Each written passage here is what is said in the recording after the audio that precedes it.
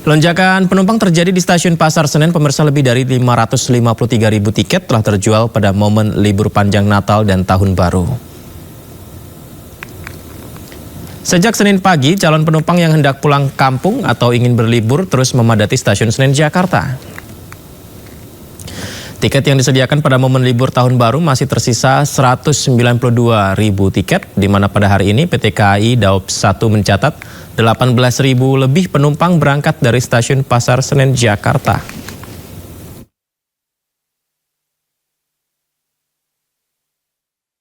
Jelang pergantian tahun, pemirsa, masyarakat bepergian untuk menyambut Tahun Baru 2025. Sejumlah titik seperti bandara, pelabuhan hingga stasiun dipadati oleh calon penumpang. Di libur Nataru kali ini penumpang tidak hanya menyasar destinasi dalam negeri, melainkan juga internasional. Kepadatan rute penerbangan internasional terjadi malam hari, sedangkan untuk domestik pagi hingga sore. Adapun rute favorit tujuan internasional adalah Malaysia, Singapura, dan Arab Saudi. Sementara domestik antara lain Denpasar, Medan, Makassar, dan juga Surabaya.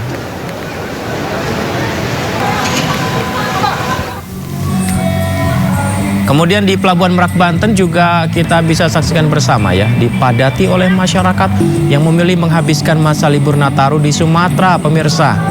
Pihak ASDP menyiapkan 33 kapal dan 7 dermaga untuk memperlancar arus transportasi tujuan Sumatera. Jumlah total penumpang mencapai 34.000 lebih atau naik 1% dibandingkan periode yang sama pada tahun lalu. Menyambut Tahun Baru 2025, Kota Tua Jakarta menggelar Jakarta Light Festival. Kota Tua menjadi satu dari 5 titik perayaan Tahun Baru.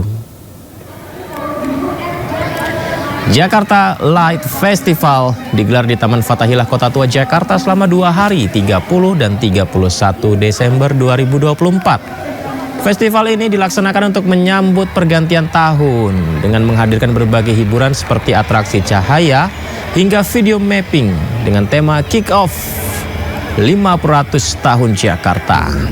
Diprediksi pemirsa ada 28.000 pengunjung datang ke Kota Tua hari ini dan mencapai puncaknya besok mencapai 41.000 pengunjung untuk merayakan Tahun Baru.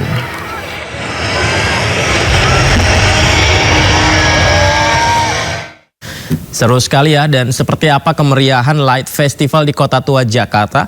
Langsung saja kita tanyakan kepada Syahreza Zanski. Reza, bagaimana suasana kemeriahan Light Festival di sana, Reza?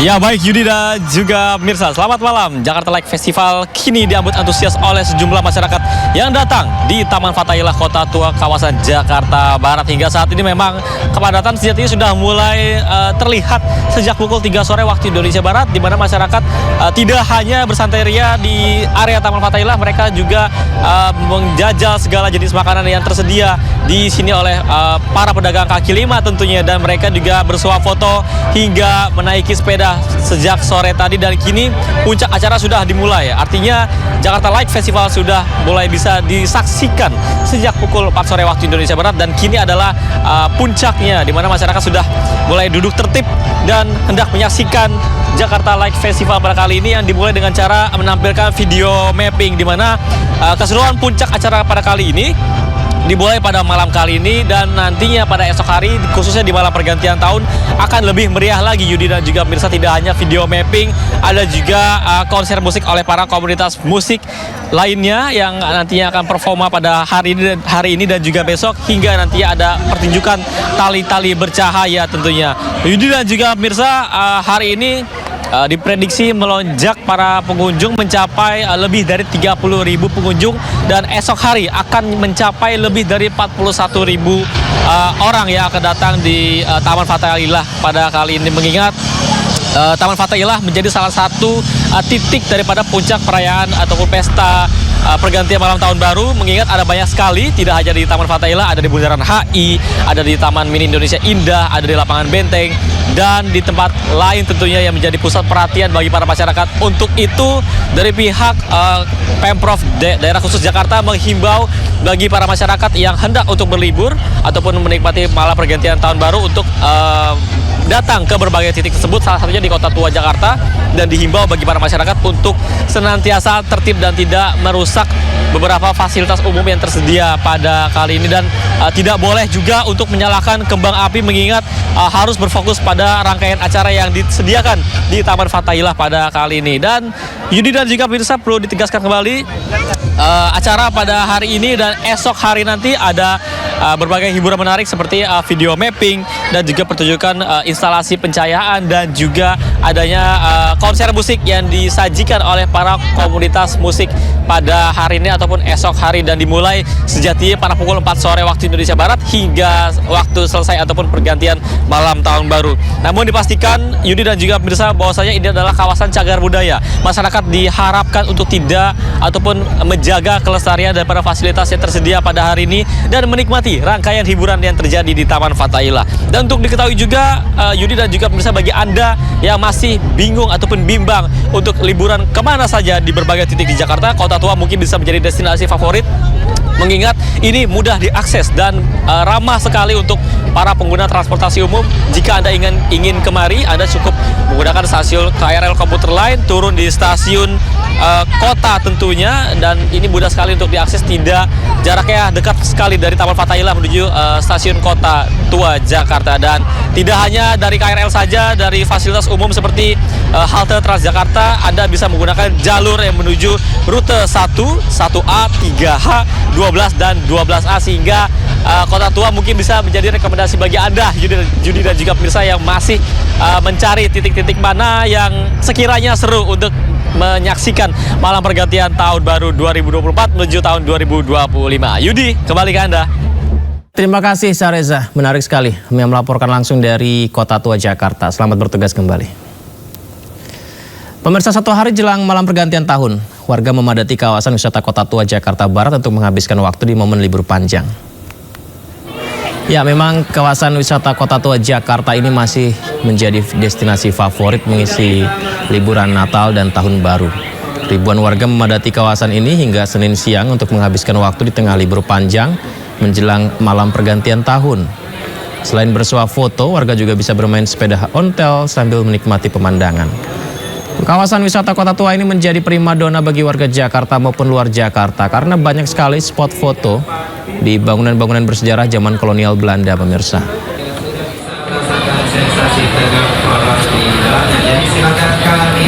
Ya, pemirsa, digelarnya panggung hiburan di sejumlah ruas jalan protokol Jakarta membuat Polda Metro Jaya memberlakukan rekayasa lalu lintas pada malam tahun baru besok. Dan berikut kami hadirkan beberapa rute rekayasa lalu lintas yang akan diterapkan.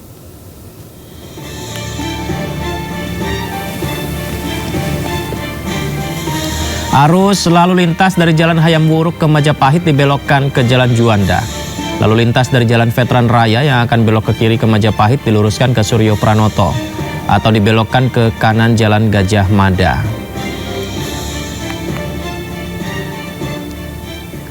Lalu lintas dari Jalan Ridwan Rais yang akan ke Medan Merdeka Selatan diluruskan ke Jalan Medan Merdeka Timur.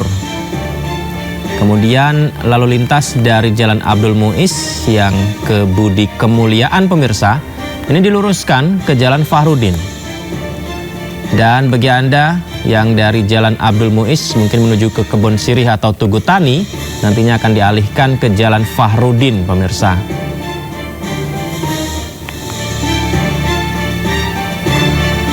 Ya, rekayasa lalu lintas malam tahun baru lainnya. Lalu lintas dari Jalan Sabang menuju ke Tanah Abang dialihkan ke Tugu Tani. Lalu lintas dari Jalan Fahrudin menuju ke Wahid Hashim dialihkan ke Jalan Mas Mansur. Kemudian lalu lintas dari Jalan Imam Bonjol menuju Bundaran HI dialihkan ke Agus Salim. Dari Jalan Agus Salim menuju ke Jenderal Sudirman, ini juga dialihkan ke Imam Bonjol.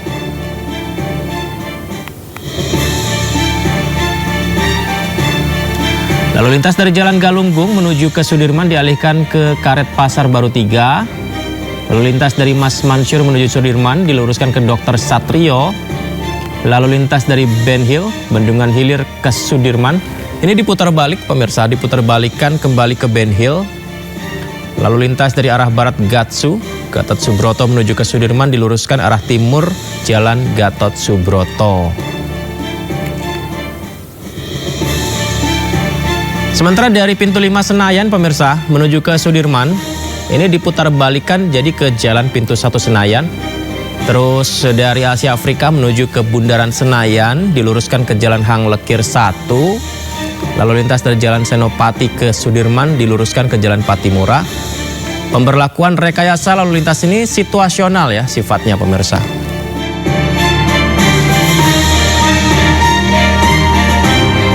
Ya, semoga saja malam tahun baru berjalan lancar, tidak ada kemacetan yang berarti. Dan kini kita pantau lagi situasi terkini di Stasiun Pasar Senen Jakarta Pusat. Ada Indra Setiabudi di sana. Indra, apakah masih ada kepadatan penumpang di Stasiun Pasar Senen hari ini, Indra? Ya, selamat malam Yudi dan juga pemirsa. Dapat kami informasikan secara langsung dari Stasiun Pasar Senen di momen Natal dan Tahun Baru periode 2004-2025 hingga malam hari ini masih terpantau sangat ramai oleh para penumpang yang ingin bertolak dari Jakarta menuju kota tujuan di Jawa Tengah, Jawa Timur, dan Jawa Barat. Dan kalau kita bisa rincikan, yang mana pada hari ini Daup 1 Jakarta memberangkatkan setidaknya 26.000 lebih para calon penumpang yang diberangkatkan dari 2 stasiun, yakni Stasiun Gambir dan Stasiun Pasar Senen. Dan kalau kita bisa rincikan kembali bahwasannya keberangkatan para penumpang ini dari Stasiun Gambir sebanyak 7.000 lebih, dan di Stasiun Pasar Senen memberangkatkan setidaknya 18.540 calon penumpang bertolak dari Jakarta menuju kota-kota tujuan. Yang mana kalau kita informasikan secara keseluruhan, Yudi dan juga pemirsa, bahwasannya Daup 1 Jakarta dari ketersediaan tiket dari periode 19 Desember hingga 5 Januari 2025, Daup 1 Jakarta menyediakan sebanyak 822.000 lebih. Yang mana hingga hari ini, saat ini sudah laku terjual, ini sebanyak 520 ataupun 550 lebih begitu. Yang mana tersisa tinggal 190.000 lebih. Begitu tersisa untuk masyarakat yang masih melakukan kegiatan bermudik di momen Nataru pada periode kali ini. Dan terkait kota-kota tujuan, Yudi dan juga pemirsa, bahwasanya Daup 1 Jakarta mencatat kebanyakan masyarakat ini melakukan perjalanan menuju Pasar Turi Surabaya, Kutoarjo, dan juga Yogyakarta Lempuyangan. Yang mana ini dari total ini cukup tinggi kota-kota tersebut. Dan kalau kita bahas terkait arus balik ataupun kedatangan, Yudi dan juga pemirsa, bahwasanya Daup 1 Jakarta ini sudah terjadi kemarin, tepatnya di tanggal 29 Desember 2024, yang mana tercatat 43.000 kedatangan masyarakat dari bermudik begitu menuju tiba di Jakarta pada kemarin, dan saat ini ataupun hari ini merupakan salah satu puncak juga yang kalau diprediksi pada hari ini mencapai 41.000 lebih para calon penumpang tiba di Jakarta pada hari ini. Dan kami bisa menghimbau Yudi dan juga pemirsa terkait Anda yang masih melakukan kegiatan arus mudik ataupun arus balik di momen Nataru 2004-2025 ini, pastikan Anda memantau jadwal Anda agar tidak salah, dan Anda juga tidak boleh salah masuki kereta api begitu. Dan pastikan juga kondisi Anda dalam keadaan sehat dan dipastikan kembali barang bawaan Anda tetap dalam genggaman Anda. Yudi. Baik, terima kasih Indra Setiabudi melaporkan langsung dari Stasiun Pasar Senen Jakarta. Selamat bertugas. Pemirsa, liburan Natal dan Tahun Baru memang menjadi momen spesial ya bagi masyarakat untuk berkumpul bersama keluarga. Dan Kebun Binatang Ragunan di Jakarta kembali jadi destinasi favorit. Kemudian Taman Impian Jaya Ancol juga tentunya menjadi primadona dimanfaatkan untuk momen libur panjang.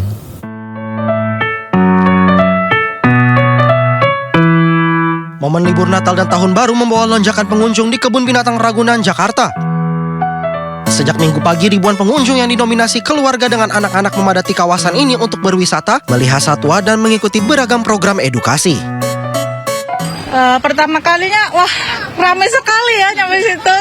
Terus juga alhamdulillahnya kayak nggak panas itu ya, jadi kayak lumayan sih, nggak yang jadi gimana gitu. Murah sih karena ya biaya masuknya murah ya. Terus juga kayak mau mengenalkan hewan-hewan aja ke anak gitu. Mengantisipasi lonjakan pengunjung, pengelola Ragunan telah menyiapkan kantong parkir dengan kapasitas hingga 5.500 mobil dan 15.000 motor, serta membuka jam operasional lebih awal mulai pukul 6 pagi. Ragunan mencatat jumlah pengunjung tertinggi mencapai 45.000 orang dengan prediksi puncak kunjungan terjadi pada Tahun Baru. Sementara itu, area Pantai Ancol juga dipadati pengunjung yang menghabiskan waktu bersama keluarga. Sebanyak lebih dari 9.000 tiket telah terjual hingga Minggu siang. Lokasi yang tidak terlalu jauh dan banyak pilihan rekreasi menjadi faktor mengapa Pantai Ancol masih menjadi favorit pengunjung sebagai tempat wisata di momen libur sekolah. Dari Jakarta, Tim Liputan iNews melaporkan. Memanfaatkan momen libur tahun baru, ribuan pengunjung dari berbagai daerah memadati kawasan wisata air yang berada di kawasan Bogor, Jawa Barat. Sementara itu Bandros atau Bandung Tour on Bus juga menjadi primadona wisatawan yang berlibur ke Bandung.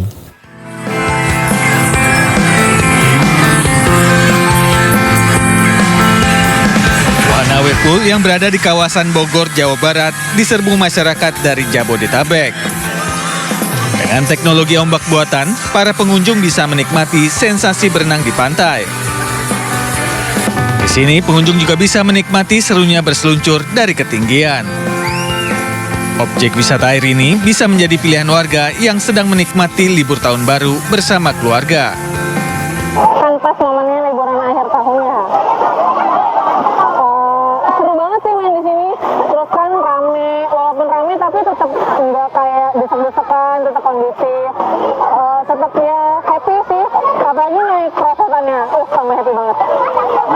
Mereka di sini dalam rangka liburan Nataru dan kami berharap seluruh masyarakat Jabodetabek khususnya dan masyarakat Indonesia pada umumnya bisa berkunjung ke The Jungle Water Park Bogor, di mana wahana-wahana kami yang terfavorit yaitu area wave pool, bisa bermain ombak dan juga bisa berekreasi dengan aman, nyaman dan juga bersih.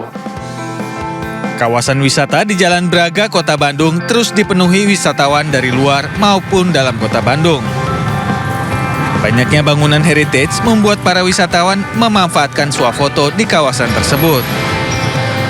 Tidak hanya swafoto, wisata Bandros atau Bandung Tour on Bus juga menjadi primadona wisatawan yang berlibur di Bandung.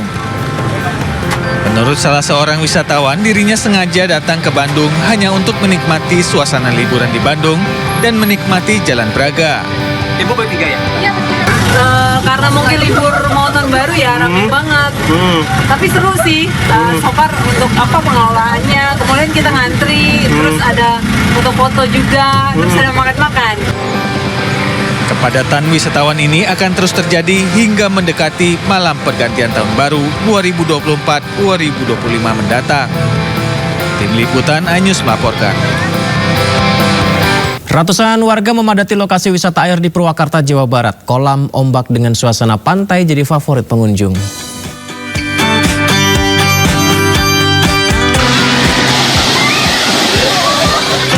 Ratusan pengunjung meramaikan arena bermain wisata air di Jatiluhur, Purwakarta, Jawa Barat.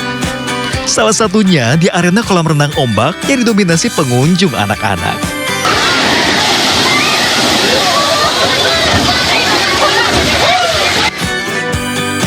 Puas bermain ombak, di sini juga terdapat wahana air kolam busa, bak salju yang pastinya aman untuk pengunjung.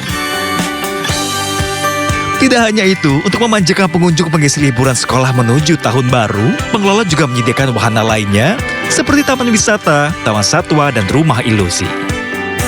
Kita ini wahana rekreasi untuk semua kalangan. Kita juga cocok banget untuk keluarga, corporate, ataupun grup lainnya, sekolah juga. Yang membedakan tentunya kita, ciri khas kita colorful, warna-warni, dan juga wisata ramah anak tentunya.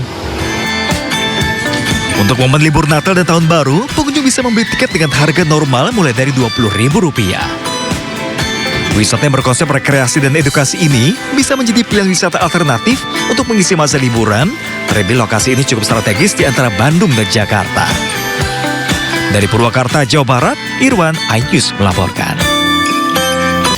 Pemirsa, Anda tengah mengisi waktu liburan tahun baru di wilayah Bandung, Jawa Barat. Destinasi wisata alam yang satu ini layak Anda kunjungi untuk mengisi liburan bersama keluarga, yakni objek wisata Ciwangun yang menyuguhkan 3 curug sekaligus dan memberi kesan tersendiri dalam melepas tahun 2024.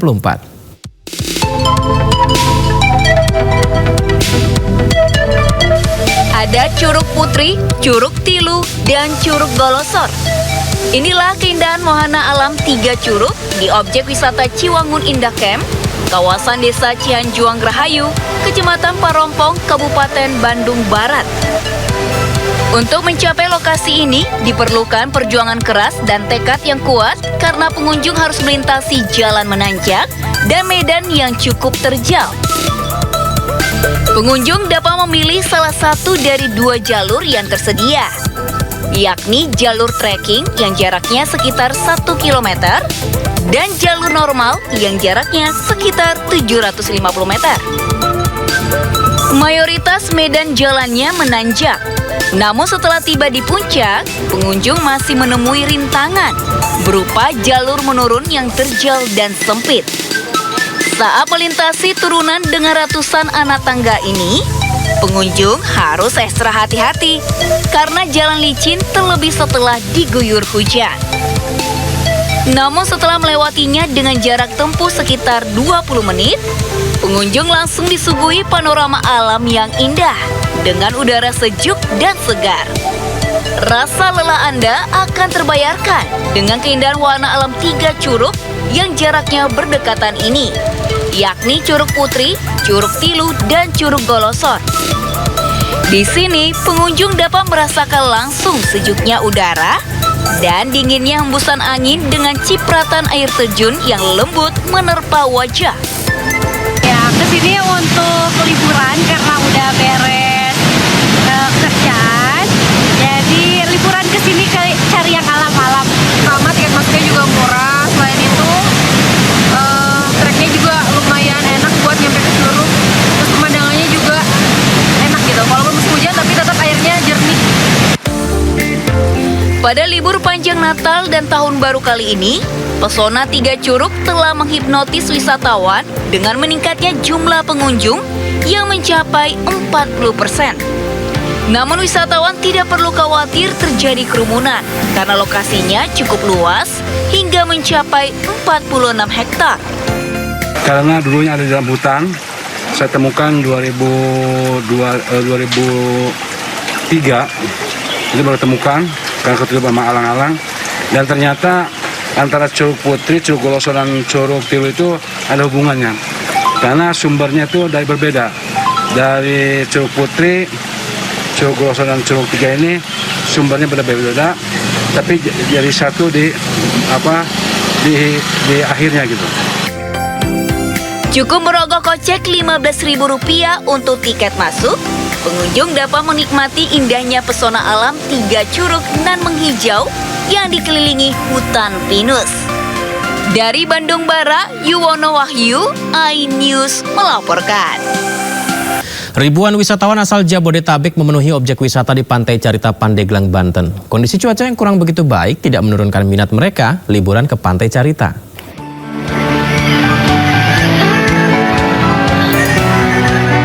Beginilah kondisi Pantai Carita Pandeglang, Banten. Di momen libur panjang akhir tahun ini, ribuan pengunjung asal Jakarta, Bogor, Tangerang, dan Bekasi tampak memenuhi pantai yang memiliki keindahan alam dengan pasir putihnya. Beberapa hari sebelumnya, kondisi pantai memang tengah diterjang cuaca buruk. Namun saat ini, kondisi pantai sudah pulih kembali dan wisatawan tampak menikmati keindahan pantai. Kayaknya pantai lebih damai. Kalau di misalkan ada suasana alam terbuka. Bu, dari perjalanan menuju Pantai Carita, kira-kira gimana? Ada kendala nggak, Bu? Oh, nggak ada, alhamdulillah lancar. Hingga menjelang malam tahun baru, jumlah kunjungan di Pantai Carita ini semakin meningkat. Dari Pandeglang, Banten, Iskandar Nasution, iNews melaporkan. Ternyata vonis ringan Harvey Muiz ini ditanggapi Presiden Prabowo Subianto yang menyampaikan di sambutan acara Musrembangnas. Presiden Prabowo Subianto menyebut korupsi ratusan triliun rupiah harusnya divonis 50 tahun penjara. Dan saya mohon ya, kalau sudah jelas melanggar, jelas mengakibatkan kerugian triliunan, ya semua unsurlah. Terutama juga hakim-hakim, ya vonisnya jangan terlalu ringan lah.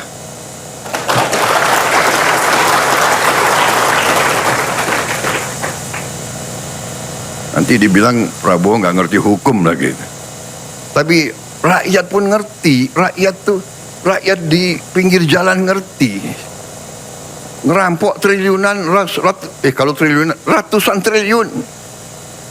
Vonisnya sekian tahun. Nanti jangan-jangan di penjara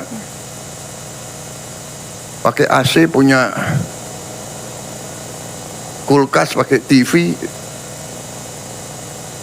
Tolong Menteri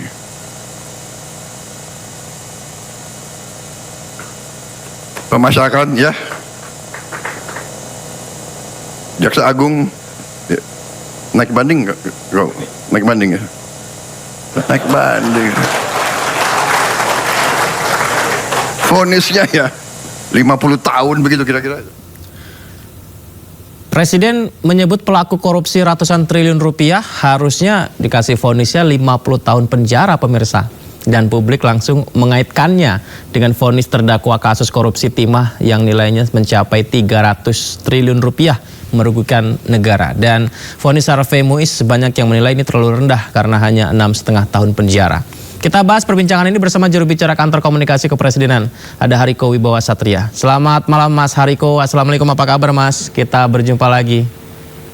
Waalaikumsalam warahmatullahi wabarakatuh. Terima kasih Mas Yudi, salam hormat. Terima kasih sudah bergabung di Sindo Prime. Mas Hariko, yang disampaikan Bapak Presiden harusnya dihukum 50 tahun yang kasus triliunan.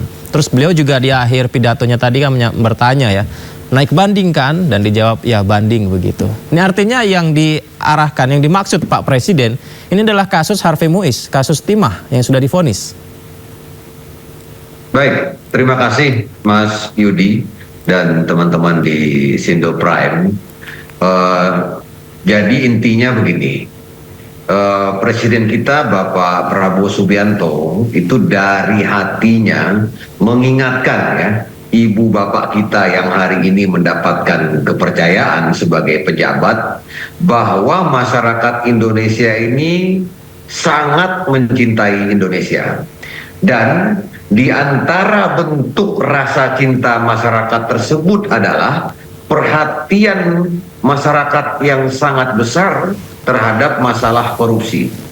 Oleh karena itu, Presiden Prabowo mengajak kepada seluruh pejabat agar benar-benar bersikap adil, ya, khususnya dalam pemberantasan korupsi. Jadi Mas Yudi, apa yang disampaikan oleh Presiden kita Bapak Prabowo Subianto itu persis sama dengan apa yang diobrolkan oleh saudara-saudara kita di media sosial, di kantor. Apa yang disampaikan oleh Presiden Prabowo itu sama dengan apa yang diobrolkan oleh saudara-saudara kita di pabrik, di warung, di kampung, yaitu keheranan masyarakat terhadap hukuman terhadap koruptor yang dianggap terlalu ringan. Kemudian juga tentang penjara yang ada kulkas. Betul ya, beliau menyampaikan itu tadi kan kita sama-sama dengar. Kemudian tentang penjara yang ada AC dan lain-lain.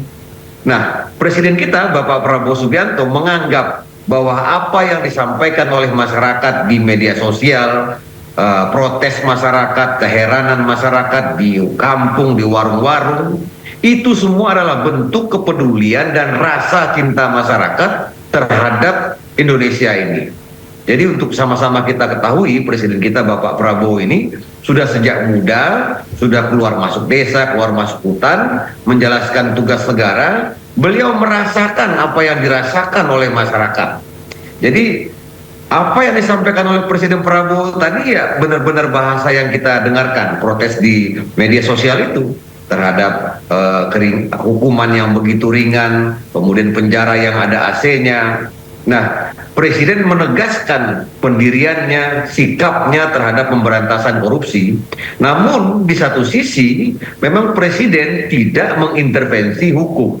Jadi beliau mengingatkan kepada tujuan bernegara, mengingatkan bahwa tidak ada yang boleh kebal aturan, tidak ada yang boleh merasa dirinya kebal aturan. Dan sekali lagi Presiden kita Bapak Prabowo mengingatkan bahwa harapan masyarakat ini begitu besar, khususnya terhadap pemberantasan korupsi, dan ini merupakan janji dari Presiden kita Bapak Prabowo Subianto, dan itu ada di asta kita yang ketujuh, yaitu meningkatkan pencegahan dan pemberantasan korupsi, judi online, narkoba, dan penyelundupan. Kami meyakini ibu bapak kita yang hadir tadi, ibu bapak kita para menteri, para wakil menteri, dan para kepala daerah, para bupati, para wali kota, para gubernur, kami meyakini beliau semua mampu menjadi teladan dalam pemberantasan korupsi, penghematan anggaran, dan kita meyakini setelah ini masyarakat betul-betul akan semakin meningkat kesadarannya, khususnya dalam pemberantasan korupsi. Karena pemberantasan korupsi ini memerlukan kerjasama antara semua pihak, tidak saja penegak hukum, tapi juga kesadaran dari masyarakat. Dan kita bersyukur protes dari masyarakat ini sesungguhnya adalah bentuk kecintaan dari masyarakat, kesadaran masyarakat bahwa korupsi ini sudah sangat berbahaya sekali dan merugikan kita semua. Apa yang dirugikan? Ya misalnya ketika harusnya dilakukan renovasi sekolah, tetapi ketika uangnya dikorupsi, ya yang rugi anak-anak kita, yang rugi adalah bangsa Indonesia, karena uang itu yang harusnya digunakan untuk merenovasi ruang kelas, toilet, tetapi akhirnya tidak sempurna karena dikorupsi. Begitu Mas Yudi. Mas Hariko, ketika vonis Harvey Muiz disampaikan dan viral, banyak yang menilai ini vonisnya terlalu rendah. Dan ternyata Presiden juga memberikan statement yang berpihak pada masyarakat dengan apa yang disampaikan ini. Akhirnya kan semuanya melihat bagaimana kelanjutan dari kasus Timah ini. Ternyata tadi siang Helena Lim vonisnya juga hanya 5 tahun dan dendanya 750 juta rupiah. Kalau dibandingkan dengan kerugian negara 300 triliun, itu sangat jauh sekali. Kira-kira Pak Presiden sebel sampai 2 kali nggak ya, Mas Hariko? Iya. Kita sama-sama sudah mendengar tadi ya, Mas Yudi, sikap dari Presiden kita Bapak Prabowo terhadap penegakan hukum, utamanya prinsip-prinsip beliau yang anti korupsi, anti pencurian uang negara.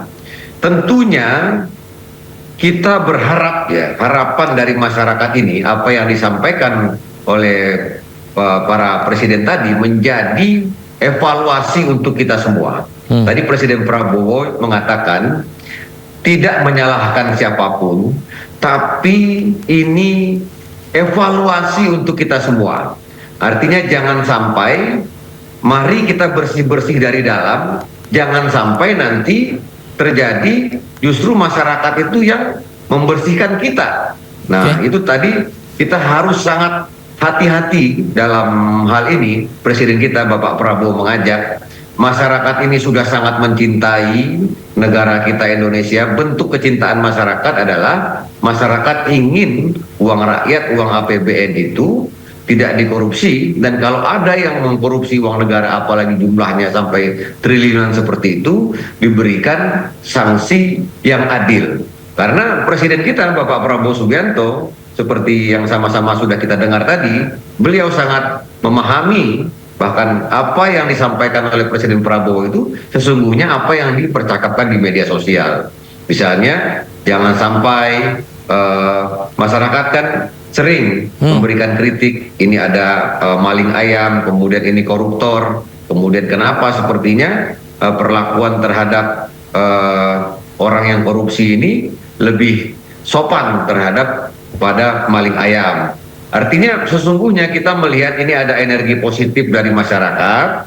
Masyarakat kita sudah betul-betul meningkat kesadarannya terhadap pemberantasan korupsi, dan Presiden tentunya menginginkan kesadaran ini juga ditangkap oleh ibu bapak kita yang hari ini menjadi penegak hukum, menjadi kepala daerah, dan harapannya ke depan kebijakan penindakan dapat memberikan rasa adil kepada masyarakat. Dan satu hal yang harus kita ingat adalah Presiden tentu tidak mengintervensi hukum, dan Presiden memang tidak boleh mengintervensi hukum. Beliau hanya memberikan menyampaikan apa yang disampaikan oleh masyarakat, kemudian melakukan apa yang seharusnya dilakukan oleh seorang pemimpin.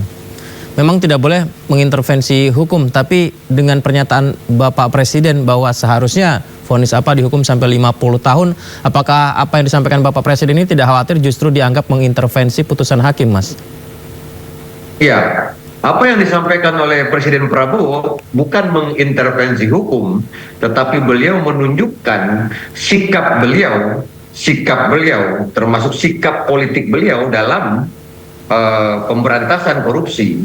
Artinya Presiden Prabowo dalam hal ini merasakan betul apa yang menjadi keheranan masyarakat selama ini, sehingga beliau menyampaikan hal tersebut, dan harapannya ini menjadi evaluasi untuk kita bersama, sehingga ke depan berbagai kebijakan-kebijakan dan putusan-putusan dapat memberikan rasa keadilan bagi masyarakat Indonesia. Karena seperti yang kami sudah sampaikan tadi, Presiden Prabowo sangat mengapresiasi meningkatnya kesadaran masyarakat dalam pemberantasan korupsi. Karena ke depan ini kita akan melihat berbagai program-program yang diperuntukkan oleh masyarakat, yang diperuntukkan untuk masyarakat. Seperti misalnya ada pemeriksaan kesehatan gratis, kemudian renovasi sekolah yang anggarannya 19,5 triliun, makan bergizi gratis 71 triliun. Nah, artinya uang-uang yang digunakan untuk masyarakat ini juga jangan sampai dikorupsi, kemudian disalahgunakan. Mohon izin dalam kesempatan ini kami juga mengingatkan agar masyarakat juga berhati-hati terhadap berbagai pungutan liar terkait dalam program makan bergizi gratis. Silakan dicek informasinya langsung di website Badan Gizi Nasional. Terima kasih Mas Yudi. Ini sangat menarik sekali, tapi Mas Hariko, kita lihat dulu informasi berikut ini sebelum kita lanjutkan dialog kita ya Mas ya. Jadi vonis 6,5 tahun pemirsa terhadap Harvey Muiz, terdakwa kasus korupsi timah senilai 300 triliun ini. Benar seperti Mas Hariko sampaikan, banjir sekali respon dari netizen pemirsa. Netizen ini menyindir, bahkan membuat hitung-hitungan perolehan korupsi, sampai mereka membuat konten membuka sekolah tinggi calon koruptor. Jadi kalau misalnya pendapat triliun sama 6 tahun tapi harus dipenjara, dapat 20 juta rupiah guys. Sekolah Tinggi Manajemen Calon Koruptor menghasilkan koruptor yang handal, berkelakuan baik dan bertanggung jawab pada keluarga. Kita harus sopan santun agar Pak Hakim tidak tega untuk memenjara kita.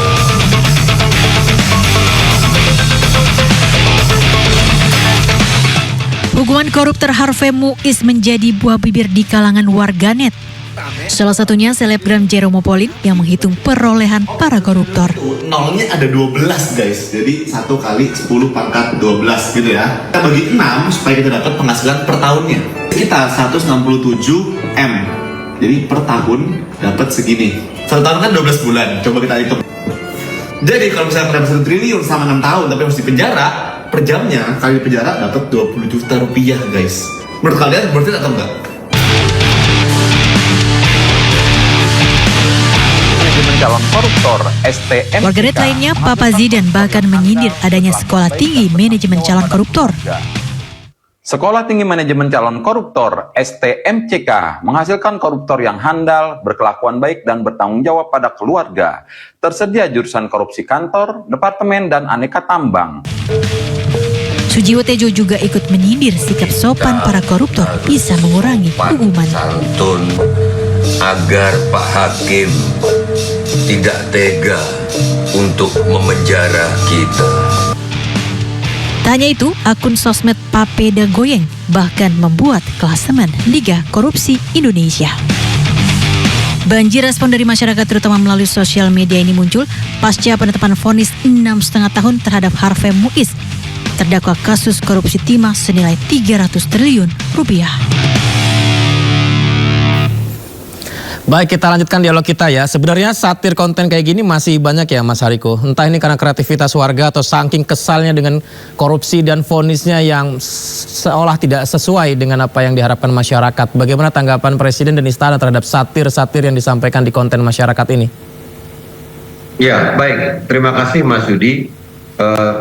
Kami sangat mengapresiasi konten pencegahan korupsi atau protes tadi yang disampaikan oleh, seingat saya tadi ada 3 konten kreator, ada Papa Zidan.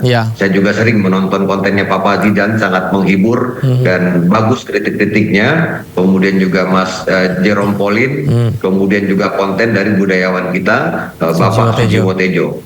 Intinya isi dari konten para influencer ini atau para konten kreator ini, yang kita hormati para konten kreator, itu sama sekali tidak mengandung kebencian. Justru isi dari konten para konten kreator ini justru berisi kecintaan terhadap bangsa kita, ingin bangsa kita ini benar-benar terbebas dari korupsi.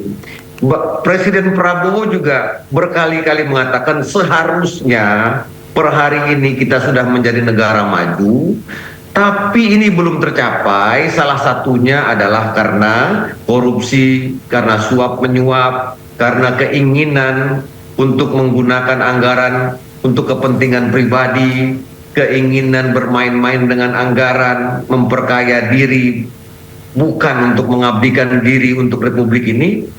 Itu hal-hal yang sangat kami apresiasi. Justru kami sangat berterima kasih kepada para yang terhormat saudara-saudara kita, para influencer, para budayawan, ahli matematika seperti Jerome Pauline, yang terus-menerus membangun kesadaran di masyarakat agar kita ini benar-benar ya tidak makan uang haram, tidak korupsi, dan tidak melakukan hal-hal yang merugikan negara kita ini. Jadi seperti itu Mas Yudi. Dan Presiden Prabowo seperti kami sampaikan tadi sudah sangat menangkap apa yang disampaikan oleh masyarakat, baik di media sosial, di kantor, di kampung, di warung-warung, sehingga beliau tadi betul-betul menyampaikan dari hati nuraninya bahwasanya ada ketidakadilan yang dirasakan oleh masyarakat. Oleh sebab itu Presiden mengatakan kita harus mengevaluasi ini semua. Presiden Prabowo tidak mengintervensi hukum, namun mengajak dari hati ke hati kepada kita semua agar betul-betul ke depan ini tidak korupsi dan betul-betul memberikan kebijakan dan putusan yang adil dan memenuhi rasa keadilan di masyarakat. Begitu Mas Yudi. Baik, mumpung ada Mas Hariko ini Mas, kita tahu bahwa sebelumnya apa yang disampaikan Presiden mengenai akan memaafkan koruptor yang bertobat jika mereka mengembalikan uangnya. Ini juga sempat rame nih Mas.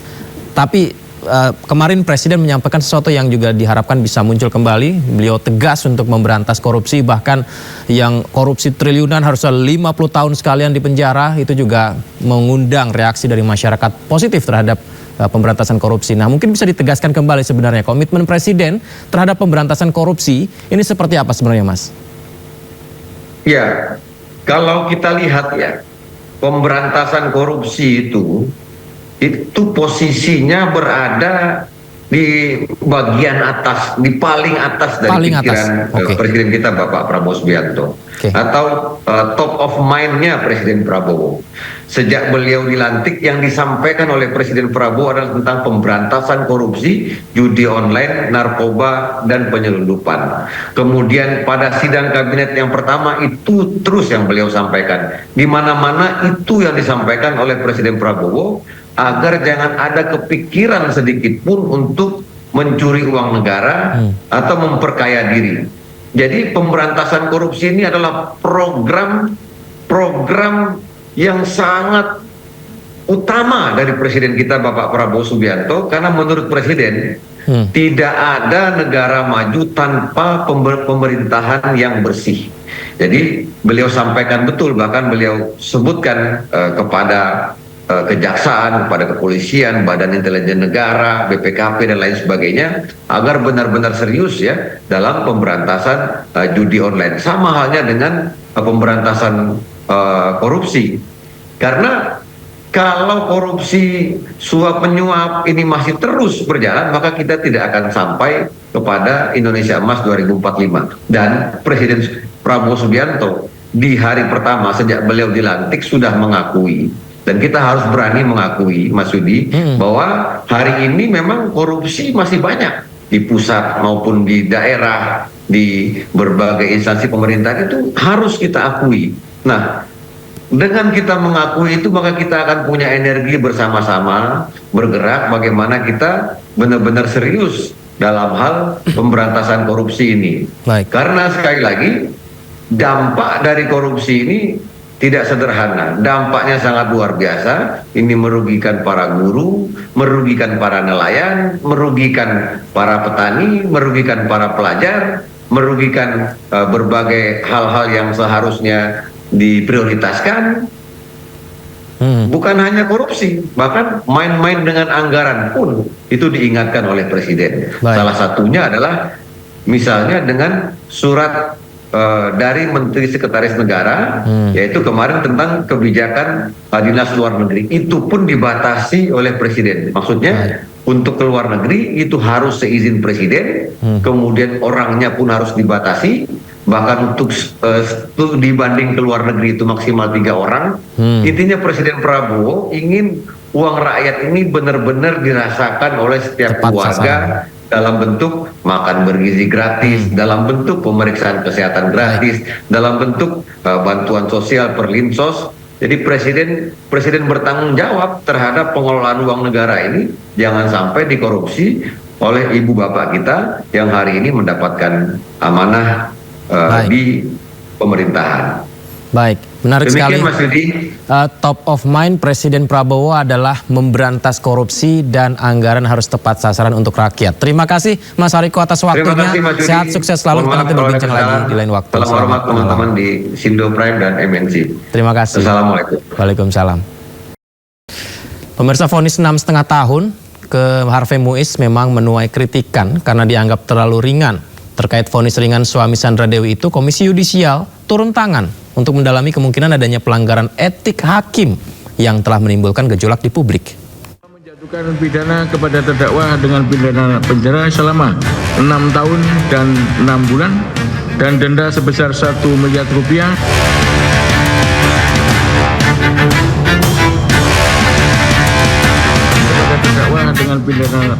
Vonis 6,5 tahun yang dijatuhkan hakim kepada Harvey Muiz menuai kritikan dari sejumlah pihak. Vonis tersebut dianggap terlalu ringan untuk nilai korupsi yang merugikan negara hingga 300 triliun rupiah. Mantan Menko Polhukam Mahfud MD menilai vonis 6,5 tahun penjara dan uang pengganti 210 miliar rupiah serta denda 1 miliar rupiah terhadap Harvey Muiz menusuk rasa keadilan di Indonesia. Mahfud menyebut uang pengganti dan denda 211 miliar rupiah hanya 0,007% dari dakwaan merugikan keuangan negara 300 triliun rupiah. Saya merasa itu menusuk rasa keadilan masyarakat ya. Ini baru pertama ada orang didakwa melakukan tindak pidana korupsi dan tindak pidana pencucian uang sebesar 300 triliun. Terkait vonis ringan Harvey Muiz, Kejaksaan Agung mengajukan banding. Kapus Penkum Kejagung Harli Siregar menyebut ada ketimpangan hukum dalam vonis tersebut. Ada range yang terlalu jauh antara tuntutan dengan putusan. Yang kedua, bahwa tentu jaksa penuntut umum mempertimbangkan rasa keadilan masyarakat yang masih belum dipertimbangkan secara utuh oleh pengadilan. Komisi Yudisial juga turun tangan untuk mendalami vonis terhadap Harvey Muiz sebab vonis 6,5 tahun penjara terhadap suami dari Sandra Dewi itu terlalu ringan dan menimbulkan gejolak di masyarakat. Salah satunya kemungkinan ada dugaan pelanggaran etik yang dilakukan oleh hakim. Dan semuanya Selain Harvey Muiz, 2 terdakwa lainnya juga menerima vonis di hari yang sama pada Senin 23 Desember 2024. Direktur PT RBT Suparta divonis 8 tahun penjara dan denda 1 miliar rupiah. Sementara Reza Ardiansyah selaku Dirut Pengembangan Usaha PT RBT divonis 5 tahun penjara dan denda 750 juta rupiah. Tim Liputan iNews melaporkan. Pemirsa, tidak hanya soal vonis ringan yang disorot, terpidana korupsi PT Timah Harvey Muiz dan istrinya Sandra Dewi ternyata terdaftar sebagai peserta BPJS Kesehatan PBI. Padahal BPJS Kesehatan PBI hanya untuk fakir miskin dan tidak mampu.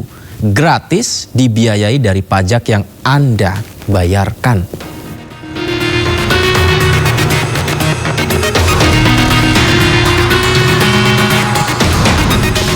Gaya elit, iuran sulit. Ironisnya, kepesertaan BPJS Kesehatan PBI yang diperuntukkan bagi fakir, miskin, dan orang tidak mampu ternyata tidak hanya dinikmati oleh mereka yang berhak. Usai gaduh warga protes diskon vonis terpidana korupsi Harvey Muiz dari tuntutan jaksa, kini terungkap ternyata Harvey Muiz dan istrinya Sandra Dewi terdaftar sebagai peserta BPJS Kesehatan PBI. Sementara BPJS Kesehatan mengakui Harvey dan Sandra Dewi terdaftar sebagai penerima manfaat PBI masuk dalam kategori peserta pekerja bukan penerima upah sejak 2018. PBI ini dibiayai APBD Pemprov Jakarta dengan hak rawat inap kelas 3. Harvey dan Sandra Dewi menjadi 2 dari 96,8 juta masyarakat yang bisa mendapatkan layanan BPJS Kesehatan gratis. Berdasarkan data Ditjen Pajak, anggaran kesehatan 73% diantaranya dibiayai dari pajak yang kita bayarkan. Tim Liputan iNews melaporkan. Alih-alih tiba di tujuan wisata, kendaraan wisatawan tersasar. BMKG melalui Stasiun Meteorologi Maritim Kelas 1 Merak mengeluarkan informasi potensi banjirop di wilayah pesisir pantai Banten. Potensi banjirop akan berlangsung pada 30 Desember hingga 5 Januari 2025, pemirsa. BMKG melalui Stasiun Meteorologi Maritim Kelas 1 Merak mengeluarkan peringatan dini potensi banjirop wilayah pantai perairan Selat Sunda dan perairan Tangerang Utara. Peringatan dini potensi banjir pesisir yang telah dikeluarkan dan diprediksi terjadi pada tanggal 30 Desember hingga 5 Januari 2025 terjadi di sejumlah wilayah yakni perairan utara Tangerang, perairan utara Serang, perairan Selat Sunda Barat Pandeglang, perairan Selat Pandeglang, dan perairan Selatan Lebak. Fenomena fase bulan baru dengan meningkatnya curah hujan yang juga akan meningkatnya ketinggian pasang air laut maksimum dengan berdasarkan pantauan data water level dan prediksi pasang surut. Hal ini juga akan berdampak pada terganggunya transportasi di sekitar pelabuhan dan pesisir, aktivitas petani garam dan perikanan darat, serta kegiatan bongkar muat di pelabuhan. Dari kami yaitu menghimbau bahwa adanya fenomena fase bulan baru pada tanggal 30 Desember ini dan meningkatnya juga curah hujan di bulan Desember dan Januari ini tentunya akan berpotensi meningkatkan adanya ketinggian untuk pasang air laut maksimum. BMKG Stasiun Meteorologi Maritim Kelas 1 Merak mengimbau kepada masyarakat untuk selalu waspada akan dampak dari potensi maksimum air laut dan memperhatikan informasi dari BMKG. Dari Cilegon, Banten, Iskandar Nasution, iNews melaporkan. Pemirsa, tetaplah fokus dan pastikan kendaraan Anda dalam kondisi baik jika ingin melakukan perjalanan liburan. Karena di Kuningan, Jawa Barat, mobil seorang wisatawan nyasar dan terbalik akibat terlalu mengikuti arahan GPS.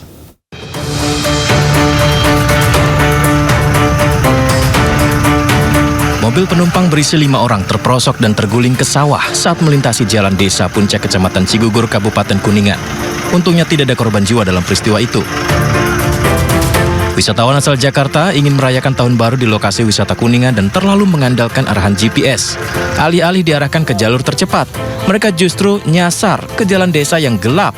Lalu mobil terperosok dan terbalik. Jadi kurangnya penerangan itu jalan itu benar-benar kayak lurus, Pak.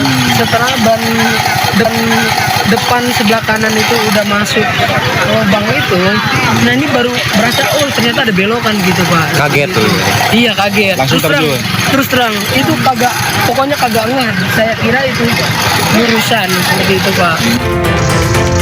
Pemilik mobil akan membawanya terlebih dahulu ke bengkel terdekat sebelum dibawa kembali ke Jakarta. Sedangkan tujuan liburan mereka terpaksa batal. Dari Kunudin, iNews melaporkan. Di tengah libur tahun baru, sejumlah turis asing ditilang di kawasan Ubud, Gianyar, Bali. Penilangan ini dilakukan polisi karena kedapatan sejumlah WNA melanggar aturan berlalu lintas.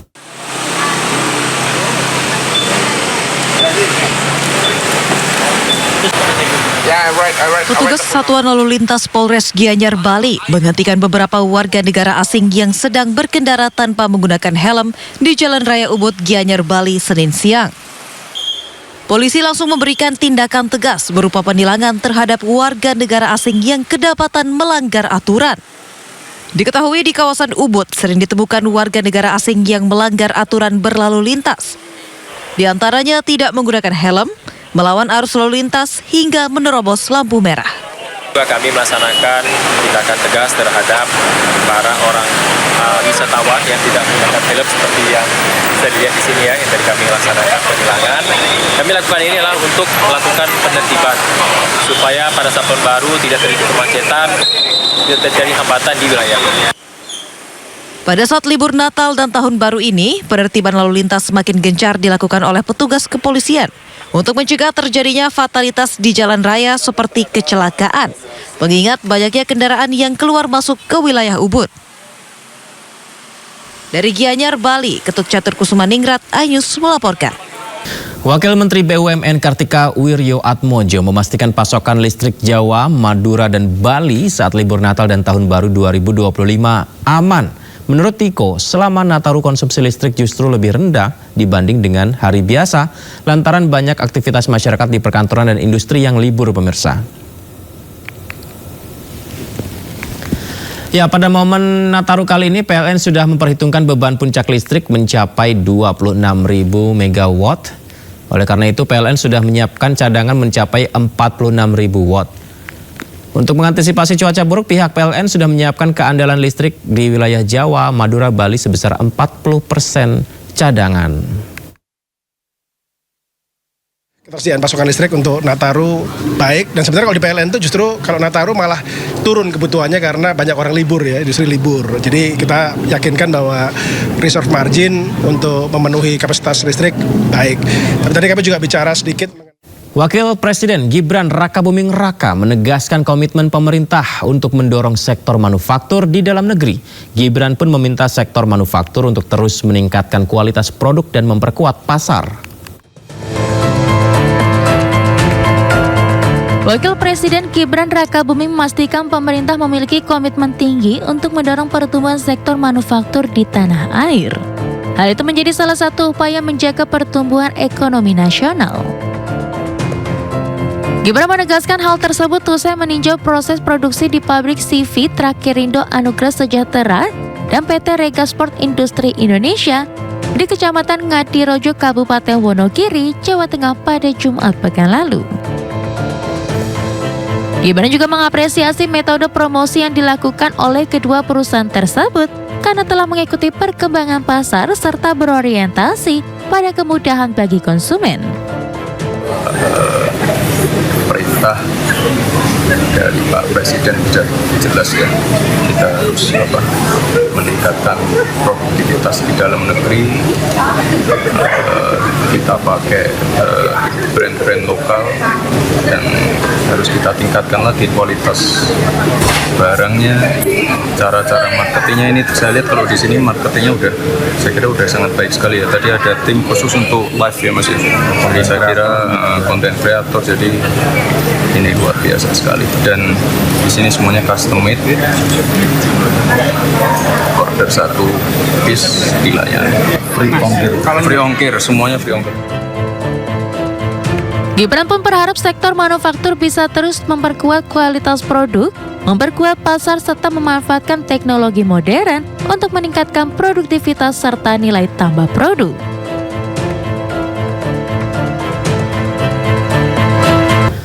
Kemenko Perekonomian memastikan skema dukungan pembiayaan usaha seperti pemberian kredit investasi padat karya diterapkan mulai 2025. Kuota kredit usaha rakyat ditingkatkan jadi 300 triliun rupiah, sedangkan kredit industri padat karya dianggarkan 20 triliun rupiah.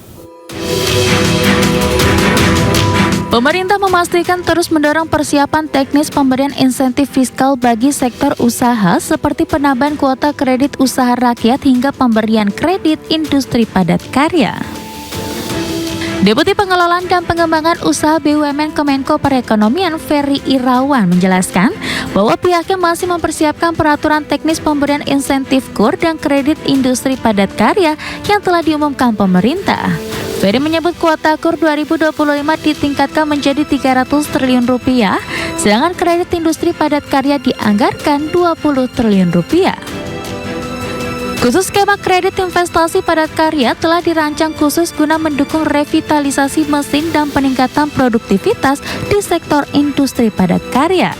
Skema kredit ini menawarkan plafon pinjaman di atas 500 juta hingga 10 miliar rupiah dengan suku bunga atau margin yang lebih rendah dari kredit komersial. Selain itu, kredit ini memiliki jangka waktu pinjaman fleksibel antara 5 hingga 8 tahun. Jadi ya sesuai dengan kita nanti definisi itu di Permenko-nya, tapi bayan kita yang seperti syarat yang kurus sekarang ada persyaratannya itu di SN dan seterusnya itu. Nah yang suku bunga 5% itu bagian itu sih Pak, apa beda lagi Pak? KUR reguler itu sendiri. KUR reguler kan kemarin 300 ya. KUR yang pada karya ini yang 20 ya. Kita subsidi nanti kita ambil dari yang KUR reguler itu. Tetap 5%? Itu 5%. 5%. Pemberian KUR maupun kredit industri padat karya diharapkan akan mampu menjaga daya saing sektor real di tahun depan. Khusus insentif industri padat karya yang diharapkan akan mampu meringankan tekanan sektoral yang terjadi saat ini.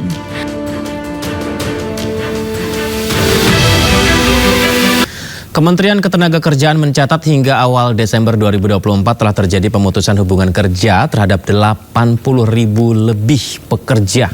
Dengan demikian terjadi peningkatan jumlah PHK di tahun 2024 dibandingkan tahun sebelumnya, 2023. Jumlah pemutusan hubungan kerja atau PHK di sepanjang tahun 2024 dipastikan meningkat dibandingkan tahun 2023.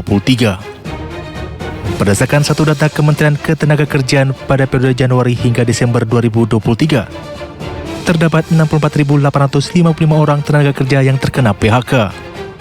Sedangkan berdasarkan data sementara Kementerian Ketenagakerjaan, pada periode Januari hingga awal Desember 2024, sudah ada sekitar 80.000 orang tenaga kerja yang terkena PHK.